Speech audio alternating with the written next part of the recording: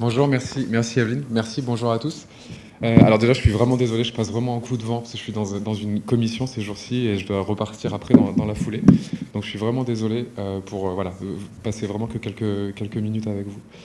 Donc je vais vous présenter quelque chose qui est assez technique, mais qui selon moi va être très très important pour la suite de nos études au laboratoire et qui éventuellement, j'espère, vont intéresser certains d'entre vous, qui concerne la mise au point et le développement d'un nouveau, du moins d'une option, si je puis dire, sur un système de microbiote in vitro. Alors vraiment très brièvement, nous ce qui nous intéresse beaucoup au laboratoire, et ce qui intéresse d'ailleurs pas uniquement notre laboratoire, mais d'autres équipes à travers le monde, c'est l'interaction entre le microbiote et la muqueuse, et notamment l'interaction entre le microbiote et la couche de mucus, et les couches de mucus, si je puis dire, puisque vous voyez ici, les bactéries en rouge sont très souvent localisées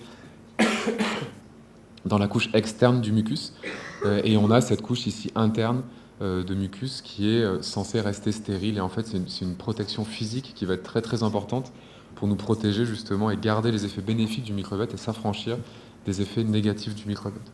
Et du coup, on a eu pas mal de publications par le passé, et encore une fois, quand je dis on, c'est vraiment la communauté scientifique, montrant que quand on a une perturbation de cette couche de mucus avec la capacité de certaines bactéries à coloniser cette couche de mucus, à se rapprocher de l'épithélium et de la muqueuse, c'était tout le temps associé à des problèmes inflammatoires et des maladies chroniques.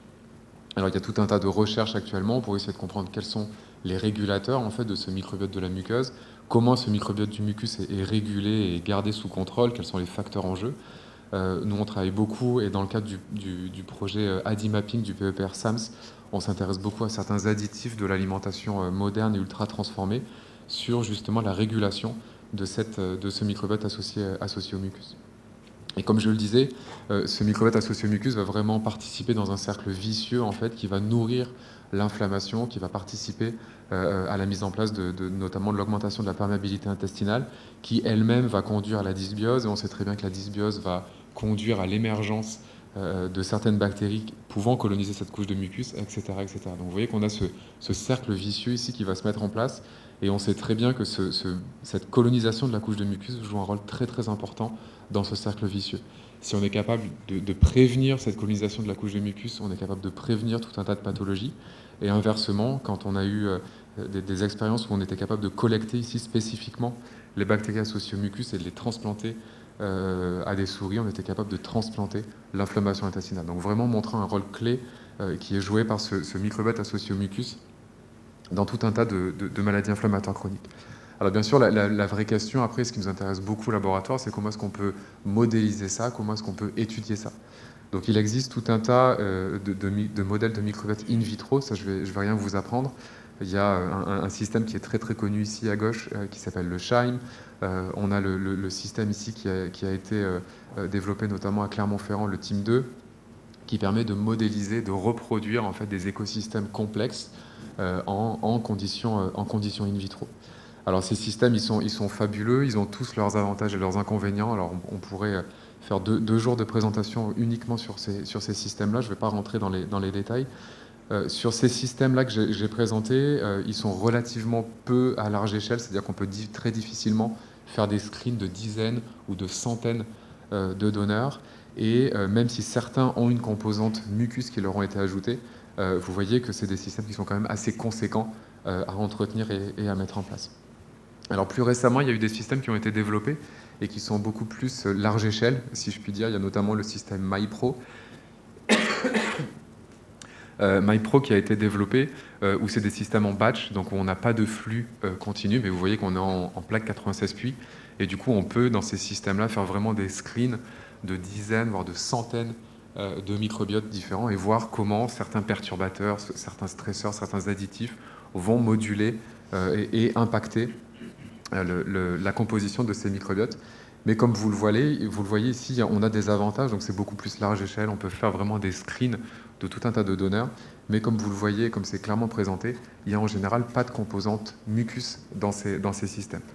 Donc ce qu'on a voulu faire dans ce travail, et c'est vraiment un travail qui a été développé par Maëva Duquesnoy, qui est étudiante en thèse au laboratoire, c'était d'utiliser le système que nous on a au laboratoire, essayer d'y rajouter, qui n'a actuellement pas une composante mucus, essayer d'y rajouter une composante mucus. Alors quel est ce système ? Ce système, il s'appelle MBRA pour Mini Bioreactor Array. Et en fait, c'est un système qui est un petit peu intermédiaire entre les deux extrêmes que je vous ai présentés avant, et qui nous permet d'avoir en parallèle jusqu'à 48 microbiotes en culture. Alors vous voyez, les microbiotes sont présents ici au centre de l'image. On a vraiment le cœur du réacteur ici, avec des pompes péristaltiques qui permettent d'avoir un flux continu. Donc c'est un système en flux continu, et qui nous permet ici, dans chacune de ces petites chambres, vous voyez, il y a une chambre qui est représentée ici. On en a 48 en parallèle, et on est capable comme ça de suivre des microbiotes jusqu'à 3 semaines, 1 mois, en culture continue. Et bien sûr, tout ça est contenu dans une chambre anaérobie qui est représentée ici. Et ça nous permet vraiment de garder la complexité des écosystèmes, et ça nous permet aussi de garder les microbiotes, les bactéries qui sont très anaérobiques strictes. Mais bien sûr, ce système, comme je vous l'ai dit, n'avait pas encore jusqu'alors de composantes mucus. Donc ce qu'a fait Maeva, ça a été de modifier un petit peu le système. Alors vous voyez que c'est un système qui, comme on est en flux continu, c'est un système qui a 3 portes d'entrée, donc une porte pour apporter le milieu de culture stérile, une porte pour les effluents, et une porte pour venir faire nos prélèvements ou nos traitements de microbiote. Et ce qu'on a fait, c'est qu'on a tout simplement modifié une des portes pour y agrandir le trou et nous permettre ici de venir, comme vous le voyez, intégrer, rajouter ici des billes de mucus qui sont représentées ici. Donc ici, vous avez la bille avant le coating avec du mucus. Ici, vous avez la bille une fois qu'elle a été coatée, chargée en mucus, et qui nous permet ici, vous voyez, en augmentant le volume, nous permet de venir ici immerger dans ce système de microbiote in vitro, nous permet de venir immerger ici 2 billes de mucus en continu dans notre système in vitro. On a mis en place un système de roulement, en fait, puisqu'on ne voulait pas, comme on garde les microbiotes jusqu'à 3 semaines, on voulait pouvoir suivre également le microbiote au quotidien dans ce système-là, et on ne voulait pas à chaque fois passer de changer les billes dans leur intégralité. Donc on a mis en place un système de roulement où en fait chaque bille reste 48 heures, et on a une bille sur 2 qui est changée toutes les 24 heures, nous permettant vraiment de garder la présence de mucus en cours de digestion, si je puis dire, dans le système sur les 3 semaines que durent les expériences. Alors vraiment très brièvement, je vais vous présenter ce qu'on a fait sur une cohorte de donneurs sains. Donc c'était 8 patients, c'était vraiment juste pour montrer les capacités potentielles du système. Et on a fait bien sûr la comparaison où on a ici mis les billes sans mucus versus les billes avec mucus pour voir justement et comparer quel était l'impact de rajouter une composante mucus sur l'évolution et la stabilité de ces écosystèmes sur le long terme. Alors vraiment très brièvement ici, on montre clairement que le système, ça avait été déjà publié par le passé, on montre que le système est capable de reproduire des écosystèmes différents. On a bien, en fonction de chacun des donneurs, on a bien des écosystèmes différents qui sont reproduits dans le système. On n'a pas un microbiote in vitro qui converge. On est capable vraiment de garder les différences interindividuelles dans ces écosystèmes. Et bien sûr, on a montré, et ça c'était pour nous hyper important, on a montré que quand on rajoutait du mucus, on apportait bien des différences à la fois dans la richesse, mais aussi dans la composition de ces écosystèmes. Vraiment très brièvement, on observe, si on compare ici, quel est l'impact au niveau du microbiote dans le liquide, hein, si on fait des prélèvements ici du liquide et qu'on regarde la richesse de ce microbiote, on observe que quand on met du mucus, on a une légère augmentation pour certains donneurs, donc on a beaucoup de variabilité entre les donneurs, ça aussi pour nous c'est très très important. On observe qu'on est capable d'augmenter légèrement la richesse de ce microbiote, et si on regarde cette fois-ci dans les billes de mucus, vous voyez qu'on a une augmentation qui est encore plus importante, montrant bien que dans ces couches de mucus, on est capable de garder, d'enrichir encore plus notre microbiote, donc on garde encore plus de microbiote que n'est capable de le faire le système à l'origine, et ceci est vraiment rendu possible grâce à l'ajout de mucus dans ces billes. Et si on regarde cette fois-ci au niveau de la bêta-diversité, on est capable de montrer qu'en effet, on a des compositions qui sont différentes. On n'a pas non seulement une augmentation de la richesse, on a aussi des compositions qui sont différentes et qui sont impactées par la présence de mucus. C'est plutôt assez logique, mais c'était pour nous très important de le démontrer. Et donc ceci à la fois dans le microbiote de la lumière du système, mais aussi dans le microbiote associé aux billes. Donc on a vraiment un écosystème différent et spécifique qui se met en place et qui est capable de coloniser ces billes de mucus, et on est capable de venir comme ça à la pêche aux bactéries mucolytiques. Alors je vais passer sur ces aspects-là, bien sûr je ne voulais pas rentrer dans les détails, mais c'était juste pour vous présenter qu'on a vraiment des effets qui sont retrouvés pour tous les donneurs. Donc ce mucus va être capable d'enrichir certaines bactéries de manière donneur indépendante, mais aussi et surtout de manière très très donneur dépendante. Et on a aussi des modulations au niveau fonctionnel, puisqu'on est capable de montrer que quand on rajoute du mucus, on a pour certains donneurs une diminution de la production de certains acides gras à chaîne courte, notamment l'acétate, qui est contrebalancée par une augmentation de la production d'autres acides gras à chaîne courte, notamment le butyrate. Donc on a vraiment à la fois une modulation compositionnelle du microbiote, mais aussi une modulation fonctionnelle induite par l'ajout de cette composante mucus dans le système MBR. Et donc voilà, ça a été la première publication du doctorat de Maeva, qui a été publiée et mise en ligne il y a quelques mois maintenant. Et donc voilà, juste pour conclure, on a donc du coup désormais ce système qu'on a développé qui s'appelle le MBRA 3.0, où on a du coup été capable de rajouter cette composante mucus, avec une très forte influence sur la communauté bactérienne présente dans ce microbiote in vitro.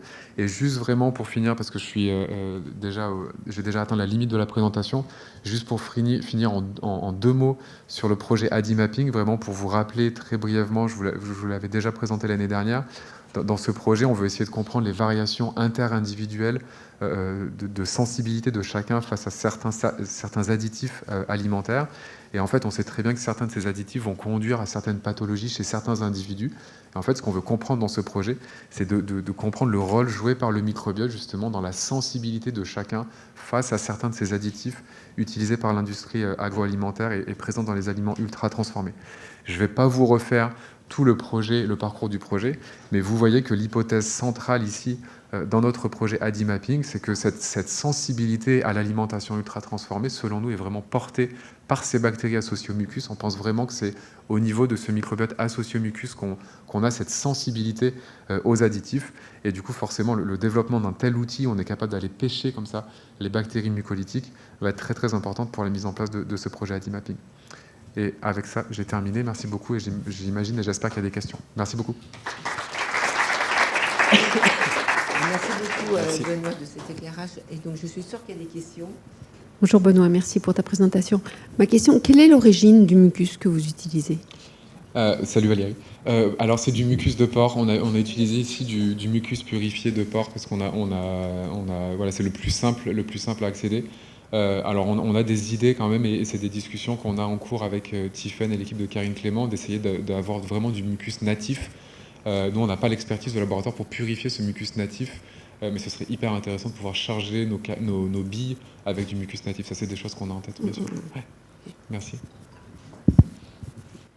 Merci beaucoup. Juste par curiosité, parce que je n'avais pas assisté l'année dernière à la présentation du projet, mais j'irai certainement voir. Comment est-ce que vous allez sélectionner les additifs que vous allez étudier ? Parce que c'est vaste comme sujet, les aliments ultra transformés. Si on cible déjà sur les additifs, c'est aussi encore assez large. Donc comment, j'imagine que vous avez des études biblio, etc. Mais est-ce que vous pouvez en dire un mot ? Ouais, alors on a des pistes. Dans ce projet, on va surtout s'intéresser aux agents émulsifiants. C'est une catégorie principale de ces additifs. Quels agents émulsifiants, parmi ces agents émulsifiants, on a justement des screens avec notre microbiote in vitro qui nous ont permis de choisir les plus agressifs, si je puis dire, pour notre microbiote intestinal. Donc on va se concentrer sur les agents émulsifiants dont on a montré par le passé qu'ils étaient le plus négatifs pour le microbiote intestinal. Mais c'est une question hyper importante et se pose la question de l'effet cocktail. Donc pour ça, on a des collaborations en cours avec Nutrinet Santé pour identifier justement quels seraient les additifs à utiliser. On pourrait, pareil, faire une semaine de discussion sur ces aspects-là. Merci beaucoup. Oui, merci de cette présentation. Alors, bien sûr, tous les modèles expérimentaux ont des pour et des contre, et puis on peut en discuter sans fin. Mais moi, je me demandais en quoi l'effet que vous voyez sur le mucus est relié au fait que vous avez un mode en flux, vous avez un CFTR, et que si vous étiez en mode réacteur fermé, par exemple, peut-être ce ne serait pas le cas parce qu'il n'y aurait pas cet effet de fluide qui passe et Oui, c'est possible. C'est quelque chose qu'on n'a pas testé. C'est possible. Le flux ici qu'on a dans ce système, il est vraiment... Il est faible. Il est extrêmement, extrêmement bas. On a un temps de rétention de 8 heures.